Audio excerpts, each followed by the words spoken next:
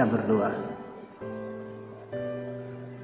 Damai sejahtera yang melampaui segala akal dan pikiran, itulah kiranya yang menyertai hati dan pikiran saudara dalam Kristus Yesus Tuhan kita. Amin. Shalom, selamat hari Minggu buat kita semua, saudara-saudari yang terkasih di dalam Kristus Yesus. Mari kita dengarkan khotbah minggu ini, yaitu Minggu Trinitatis, yang diambil dari kitab Kejadian pasal yang pertama, mulai dari ayat yang ke-26 hingga ayat ke-31. Mari kita buka Alkitab kita. Saya akan bacakan untuk kita demikian firman Tuhan. Berfirmanlah Allah, baiklah kita menjadikan manusia menurut gambar dan rupa kita, supaya mereka berkuasa atas ikan-ikan di laut dan burung-burung di udara, dan atas ternak, dan atas seluruh bumi, dan atas segala binatang melata yang merayap di bumi. Maka Allah menciptakan manusia itu menurut gambarnya. Menurut gambar Allah diciptakannya dia, laki-laki dan perempuan diciptakannya mereka. Allah memberkati mereka. Lalu Allah berfirman kepada mereka, beranak cuculah dan bertambah banyak, penuhilah bumi dan taklukkanlah itu, berkuasalah atas ikan-ikan di laut dan burung-burung di udara, dan atas segala binatang yang merayap di bumi. Berfirmanlah Allah, lihatlah, aku memberikan kepadamu segala tumbuh-tumbuhan yang berbiji di seluruh bumi, dan segala pohon-pohonan yang buahnya berbiji, itulah akan menjadi makananmu. Tetapi kepada segala binatang di bumi, dan segala burung di udara, dan segala yang merayap di bumi, yang bernyawa, kuberikan segala tumbuh-tumbuhan hijau menjadi makanannya. Dan jadilah demikian. Maka Allah melihat segala yang dijadikannya itu sungguh amat baik. Jadilah petang dan jadilah pagi. Itulah hari yang ke-6. Demikian firman Tuhan. Saudara-saudari yang terkasih di dalam Kristus Yesus, di tahun lalu atas terpilihnya Miss Universe 2019 yang dimenangkan oleh putri dari Afrika Selatan yang bernama Josephine Tunzi, orangnya yang berkulit hitam, menuai banyak komentar, terlebih lagi dari negara kita Indonesia, di mana orang-orang Indonesia pada umumnya atau kebanyakan orang-orang menilai bahwasanya pemilihan universe sekarang ini hanya sekedar behavior and bright saja, tidak lagi sampai kepada beautiful atau kecantikannya. Sebab mereka beralasan Josephine Tunzi atau putri dari Afrika Selatan tersebut orangnya berkulit hitam, terlebih lagi orang Indonesia yang banyak memberikan komentar atas kecantikan dari Josephine Tunzi tidak terlihat katanya, sebab dia berkulit hitam. Karena orang-orang Indonesia menilai bahwa yang cantik itu adalah orang yang berkulit putih. Itu sebabnya di negara kita banyak sekali bertebaran iklan-iklan yang menawarkan atau produk-produk yang menawarkan untuk memberikan pemutih kulit.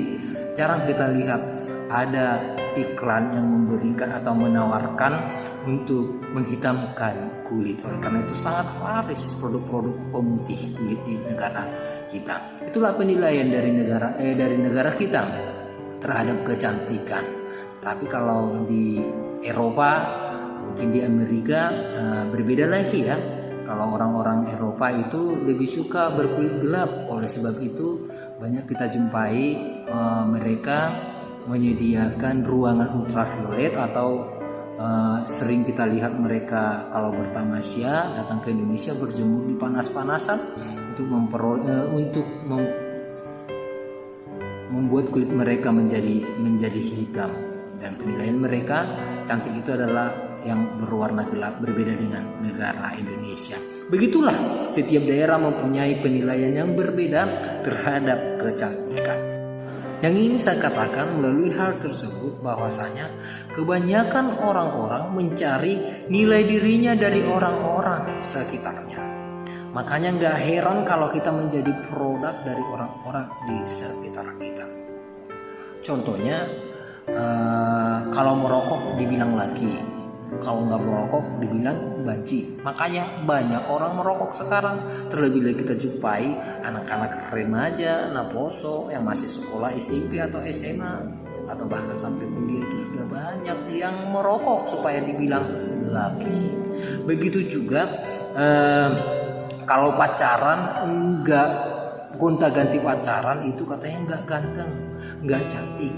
Makanya orang sekarang ini banyak yang gonta-ganti pacaran. Kalau enggak sampai 5 mantannya, tidak ganteng, tidak cantik. Makanya bangga orang kalau sudah gonta-ganti pacaran, katanya dia orang ganteng, dia cantik karena memiliki banyak mantan. Begitu juga dengan kalau enggak minum sampai mabuk, dibilang enggak maju, enggak keren. Makanya orang sangat bangga sekarang kalau mabuk-mabukan sampai membuat keributan karena mabuk. Karena orang minum enggak mabuk, kata nanti enggak ganteng. Makanya orang bangga sekali kalau sudah sampai mabuk. Begitulah produk dari orang-orang di sekitar. Karena penilaian orang-orang sekitar seperti itu, maka orang termotivasi untuk menjadi seperti itu. Begitulah penilaian orang-orang sekarang ini atau manusia sekarang ini. Begitu juga dengan media sosial sekarang ya, saudara-saudari yang terkasih dalam Kristus Yesus, di mana di Facebook itu kalau tidak banyak temannya katanya nggak gaul. Makanya berlomba-lomba di Facebook itu membuat banyak pertemanan, di Twitter banyak pertemanan. Kenal pun tidak satu walaupun banyak tapi kenal pun tidak, asalnya dibilang gaul ya. Akhirnya setelah terbatas menyesal, membuat pertemanan, hapus pertemanan lagi. Seperti itu, hanya untuk melomba supaya dibilang gaul. Kita mencari banyak pertemanan meskipun tidak kenal. Apa gunanya ya, amang-inang ya. Banyak contoh yang bisa menjelaskan kalau kita sebenarnya kebanyakan penilaian kita atau siapa diri kita adalah produk dari orang-orang di sekitar kita. Dan paling parah lagi Bapak Ibu yang saya kasih di dalam Kristus Yesus, menurut Alkitab manusia itu semakin jahat. Sedangkan diri kita ditentukan oleh penilaian-penilaian dari orang-orang di sekitar kita. Apa jadinya kita ini? Jawabannya adalah manusia itu semakin jahat. Tetapi saudara-saudari yang terkasih dalam Kristus Yesus, menurut Alkitab mengenai diri kita, siapa kita? Menurut Alkitab, menurut khotbah pada hari ini yang kita dengarkan, ada yang bisa beberapa poin saya sampaikan menurut khotbah kita pada hari ini kepada kita semua. Apa menurut Alkitab mengenai kita? Yang pertama sekali yaitu menurut Kejadian pasal yang pertama ayat 26 sampai 31 ini, manusia atau kita adalah istimewa, berbeda dengan semua ciptaan. Manusia itu adalah istimewa, berbeda dari semua ciptaan. Walaupun malaikat lebih hebat dari kita, tetapi Allah menciptakan malaikat bukan seperti Allah. Begitu juga walaupun gunung-gunung yang indah dan pantai yang membentang itu indah, walaupun matahari dengan sinarnya dapat menghangatkan seluruh bumi, namun Allah tidak pernah berkata bahwa itu semua diciptakan serupa dengannya. Walaupun beraneka ragam bunga yang indah yang pernah kita temui dan jenis-jenis binatang yang begitu banyak dan beraneka ragam, namun semuanya diciptakan Allah tidak segambar dengan Dia. Hanya manusia yang diciptakan serupa dengan Allah. Ini menunjukkan bahwa kita sangat istimewa. Dan Allah berkata dalam ayat 31, maka Allah melihat segala yang dijadikannya itu sungguh sangat baik. Sungguh sangat baik. New International Version dikatakan yaitu it was very good. Jadi yang diciptakan Allah termasuk manusia adalah ciptaan yang sangat bagus di mata Allah. Tetapi manusia yang dari dulu dan dari sejak zaman Adam dan Hawa yang ingin memiliki penilaian dirinya sendiri tidak mau hidup di bawah penilaian Allah. Mereka ingin hidup di dalam penilaian dirinya sendiri atau penilaian dari orang-orang di sekitarnya. Makanya dari penilaian Allah sudah mengatakan kepada Adam dan Hawa supaya tidak memakan buah pengetahuan, tetapi penilaian Adam berbeda. Dia ingin mengetahui, akhirnya dimakan dan jatuhlah ke dalam dosa. Padahal di mata Allah manusia itu sungguh amat baik, it's very good. Tetapi sering kita melihat diri kita dan berkata, kok saya seperti ini ya? Kok saya jelek ya? Kok saya tidak cantik ya? Kenapa? Karena kita menilai diri kita berdasarkan penilaian orang lain atau manusia, atau kita buat penilaian sesuai nilai yang dibuat oleh orang lain, tidak sesuai dengan yang menciptakan, yaitu Allah itu sendiri. Begitu juga kita sewaktu ikut-ikutan orang lain, seperti yang saya katakan contoh tadi, merokok, minum minuman, gonta-ganti pacar, dibilang tidak gaul. Maka supaya kita tidak dibilang gak gaul atau ketinggalan zaman, maka kita ikut-ikutan mereka supaya dibilang gaul dan tidak ketinggalan zaman. Sering kita tinggalkan penilaian daripada pencipta kita, yaitu Allah, hanya untuk mendapatkan nilai kita sendiri melalui orang-orang di sekitar. Padahal yang tahu baik buruknya itu bukan kita. Yang tahu baik dan buruknya kita itu adalah Sang Pencipta kita, yaitu Allah sendiri. Allah sendiri sudah mengatakan kita ini adalah orang yang istimewa, manusia ciptaan Allah yang sangat istimewa. Tapi kita tidak pernah puas atas hal penilaian dari pencipta kita. Yang tahu baik atau tidaknya kita adalah orang yang menciptakan kita. Jadi bukan orang lain, tetapi Allah itu sendiri. Jadi apa yang baik menurut Allah adalah yang baik buat kita. Kita akan baik jika kita menggunakan diri kita berdasarkan petunjuk daripada pencipta kita. Jika tidak, kita sudah pastinya rusak. Apa itu petunjuknya?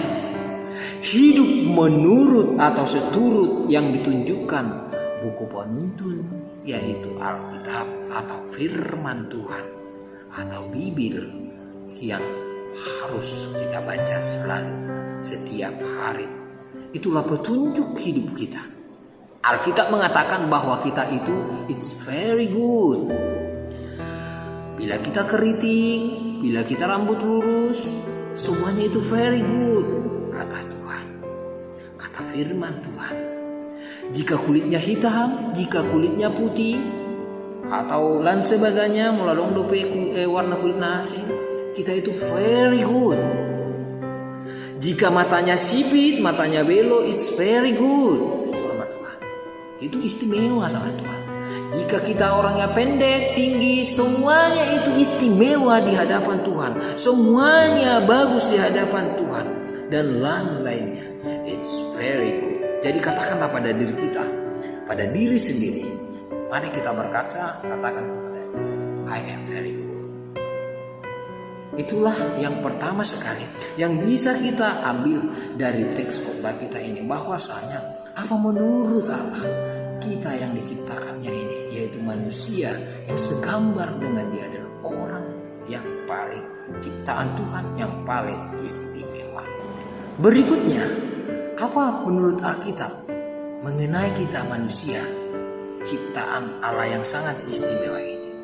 Menurut Alkitab, manusia itu adalah mencerminkan atau mencitrakan Allah, cermin atau citra Allah di tengah-tengah dunia ini. Memang Allah tidak terlihat, tidak ada yang bisa melihat Allah. Namun Allah dapat dilihat dari diri kita. karena manusia adalah ciptaan Allah yang serupa dengan Allah, maka manusia bisa memperlihatkan, mencerminkan sikap Allah di tengah-tengah kehidupan. Sebagai contoh, saudara-saudara yang terkasih dalam Yesus Kristus, kalau kita suka marah-marah, maka orang lain berkata begini, kayak bapaknya suka marah. Kalau cengeng, kayak mamanya cengeng. Sangat manja seperti itu. Oleh karena itu ada pepatah mengatakan, buah jatuh tidak jauh dari pohonnya. Dang dao parwina madabu sian bonana. Itu sebabnya saya katakan seperti tadi, bahwa kehidupan tingkah laku kita seharusnya harus mencerminkan Allah melalui kehidupan kita. Kita adalah ciptaan yang serupa dengan Allah. Jadi seharusnya orang-orang di sekitar kita dapat melihat kita seperti melihat pencipta kita. Tetapi sering kita tidak mencerminkan Allah atau mencitrakan Allah dalam diri kita, sehingga seakan-akan kita ini bukan ciptaan Allah dan bukan serupa dengan Allah. Padahal kita ini dikatakan firman Tuhan sangat istimewa karena segambar dan serupa dengan Allah. Tetapi ciptaan Allah yang istimewa ini sering menunjukkan perilakunya seperti ciptaan setan karena perilakunya seperti setan. Nahirabi kebininda pengalaman diangkat cuma saunari. Alaido mesa kita terus amin. Amin. Memang manusia sudah jatuh ke dalam dosa, sehingga semua kepribadian manusia telah dinodai oleh dosa atau telah tertutupi oleh dosa, dan sehingga tidak lagi terlihat citra Allah di tengah-tengah kehidupan manusia tersebut. Manusia telah jatuh ke dalam dosa, sehingga semua kepribadian manusia telah dinodai oleh dosa, dan dosa telah menutupi cermin Allah yang ada pada manusia. Saya ambil contoh, seperti koin yang dibungkus dalam kain. Koin itu akan tetap bernama koin meskipun dibungkus di dalam kain. Tetapi kita tidak dapat melihat koin tersebut karena dibungkus oleh kain tersebut, sehingga kita tidak dapat melihat koin tersebut. Tapi yang kita lihat hanyalah kain pembungkus koin tersebut. Begitu juga manusia. Manusia telah jatuh ke dalam dosa, tetapi cermin Allah, gambar Allah tetap ada pada manusia. Meskipun orang lain menilai bahwa manusia tersebut telah berdosa. Meskipun orang lain bisa menilai bahwa manusia tersebut memiliki kesalahan yang fatal, manusia tersebut memiliki dosa yang sangat fatal. Tetapi penilaian-penilaian tersebut tidak menutupi kemungkinan kepada manusia itu adalah sangat istimewa di hadapan Tuhan. Karena manusia memiliki cermin Allah, gambar Allah. Allah akan berupaya untuk memberikan pemulihan terhadap manusia yang telah berdosa tersebut. Allah akan berusaha dan mengerti dan tahu bagaimana memulihkan citra diri manusia tersebut sehingga keserupaan dengan Allah itu bisa terlihat kembali. Tetapi bagaimana caranya? Caranya kita hanya percaya padanya. Dan Alkitab berkata, barang siapa percaya kepadanya melalui Yesus Kristus, maka dia akan diselamatkan. Diselamatkan ini bukan hanya berbicara setelah kita mati, kita pasti masuk surga setelah menerima Yesus, tetapi juga diselamatkan dari lumpur dosa. Sehingga proses pemulihan keserupaan Allah dapat kembali terlihat sedikit demi sedikit. Dan itu hanya dapat kita terima kalau kita percaya kepada Yesus Kristus, Tuhan Juru Selamat kita. Saudara-saudara yang terkasih di dalam Kristus Yesus, seperti kita bercermin, di cermin itu bukanlah kita, tetapi pantulan dari diri kita. Demikian juga kita tidak pernah bisa menjadi Allah Tetapi orang lain dapat melihat pantulan diri Allah melalui diri kita. Amin. Begitulah saudara-saudari yang menjadi penilaian Alkitab. Menurut kita, manusia yang sangat istimewa ini adalah cermin atau citra Allah di tengah-tengah bumi ini. Terakhir, apa menurut Alkitab tentang kita manusia ciptaannya ini yang sangat istimewa ini? Menurut Alkitab adalah kita mewakili Allah di bumi. Allah berkuasa atas alam semesta. Namun Allah telah menciptakan manusia serupa dengan Allah, maka manusia pun memiliki kuasa terhadap alam ini. Manusia adalah duta Allah yang mempunyai kuasa dari Allah sebagai pemilik gambar Allah untuk mengatur alam ini. Namun harus sesuai dengan kehendak Allah. Harus sesuai dengan kehendak Allah. Dia yang mengutus kita untuk berkuasa terhadap ciptaannya. Sesuailah dengan keputusan Allah, kehendak Allah. Allah memberikan pikiran kepada kita untuk menguasai semua ciptaannya. Tetapi Allah juga mengutus kita untuk menjaga dan merawatnya. Jangan kita salah gunakan kuasa tersebut. Harazal taib minalau manigai ciptaannya. Karena itu yang bisa kita lihat di tengah-tengah bumi ini. Karena Allah telah memberikan kuasa itu kepada kita, kita sesuka hati kita mempergunakan semuanya ciptaannya ini, sehingga kita lupa diri. Banyaklah yang terjadi kerusakan-kerusakan terhadap ciptaannya. Oleh karena itu terjadilah bencana-bencana alam dan lain sebagainya. Jangan menjadi egois, ya Bapak Ibu, saudara-saudara sekalian. Meskipun dikatakan tadi kita manusia ini mewakili Allah di tengah-tengah bumi ini, dan Allah memberikan kuasa kepada kita untuk menguasai bumi ini, menguasai ciptaannya. Tetapi kita harus seturut dengan perintah keinginan Allah untuk selalu menjaga, melestarikan keadaan ciptaan Tuhan di tengah-tengah bumi ini. Kita sedang mewakili Allah. Mari kita terapkan prinsip-prinsip atau nilai-nilai Kristiani dimanapun kita berada, supaya bumi ini yang sudah mulai rusak dapat melihat ada ternyata manusia yang tidak merusak melalui orang-orang beriman, yaitu diri kita. Dan kita dapat menunda kerusakan bumi ini yang sedang menuju kepada kehancuran, seperti garam yang dapat menunda kebusukan, seperti terang yang dapat menerangi kegelapan. Demikian kita juga manusia yang istimewa dapat menunda kehancuran bumi ini melalui kita orang-orang percaya, dapat menerangi bumi ini jika kita mau menerapkan nilai-nilai Allah di mana kita berada.